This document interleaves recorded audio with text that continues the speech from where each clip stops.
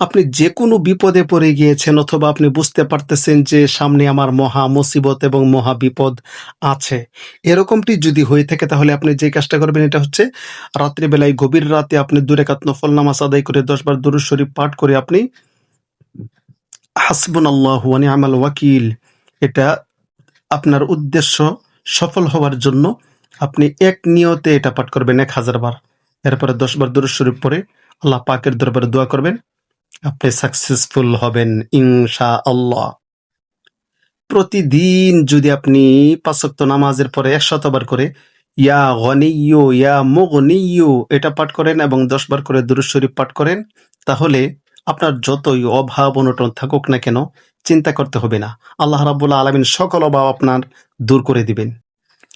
মনের আশা পূর্ণ হওয়ার জন্য যেকোনো বড় ধরনের কঠিন কাজে আপনি সাকসেস হওয়ার জন্য, সফলতা অর্জন করার জন্য আপনি ১,২৫,০০০ বার লা ইলাহা ইল্লা আনতা সুবহানাকা ইন্নী কুনতু মিনাজ জালিমিন এটা পাঠ করার পরে ১০০ বার দুরূদ শরীফ পাঠ করে আল্লাহ পাকের দরবারে দোয়া করুন।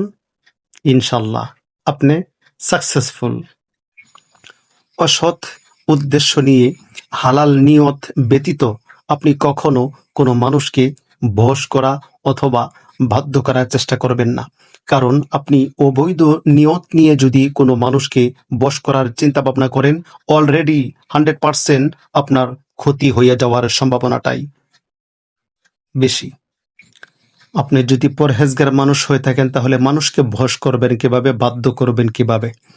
মানুষকে বশ করার জন্য, বাধ্য করার জন্য আপনার হালাল উদ্দেশ্য নিয়ে যেই কাজটা করতে হবে এটা হচ্ছে আপনার এই দোয়াটা পড়তে হবে ৫০০ বার। কষ্ট করে ৫০০ বার এমনভাবে পাঠ করবেন, পশ্চিম দিকে ফিরে জায়নামাজের মধ্যে বসে চোখ বন্ধ করে ৫০০ বার পাঠ করবেন।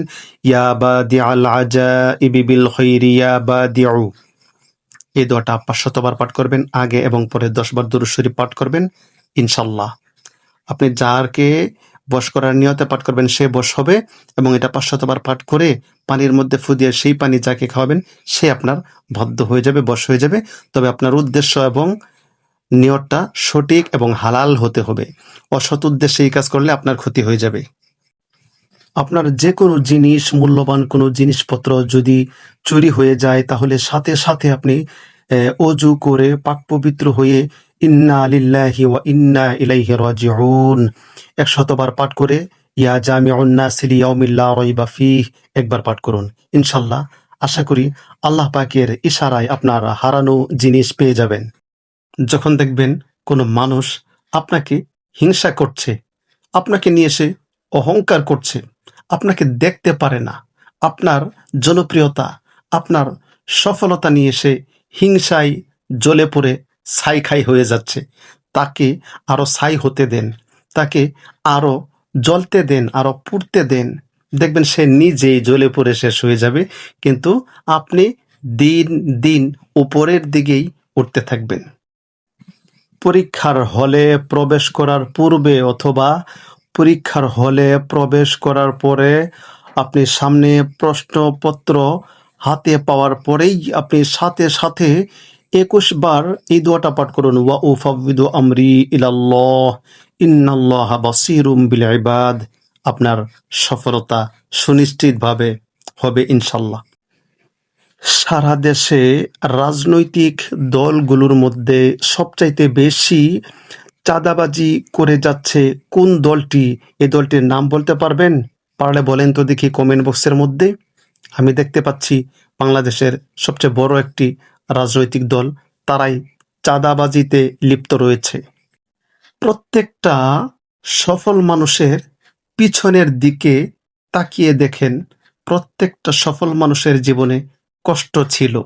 তাদের পিছনের জিন্দিগিটা যদি একটু লক্ষ্য করেন তাহলে দেখতে পারবেন তারা কত কষ্ট করে সফলতা অর্জন করেছে। সফলতার সিঁড়ি বেয়ে তারা কত কষ্ট করে উপরে উঠেছে, তাদের পিছনের জীবনটা একটু গবেষণা করলেই পেয়ে যাবেন। সফলতার একমাত্র শক্তিশালী সবচেয়ে বড় জিনিসটা কি বলতে পারবেন? কি করলে 100% সাকসেসফুলভাবে সফলতা অর্জন করবেন জানেন? এটা চাবিটা কি এটা জানেন? হ্যাঁ, আমি বলে দিচ্ছি।